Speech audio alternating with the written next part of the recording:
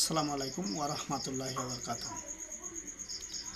যে হলো ঈদ আসছে, ঈদ উপলক্ষে কিছু একটা হাদিস আছে যে নারীদের সম্পর্কে।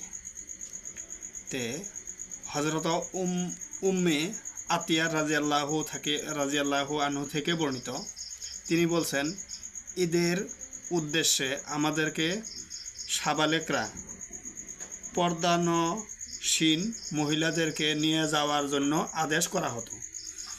হাফসা হতে বর্ণিত আছে। অন্য এক বর্ণনায় তিনি বাড়িয়ে বলছেন যে ঈদগাহের ঋতুবতী নারীদেরকে পৃথক রাখা হতো।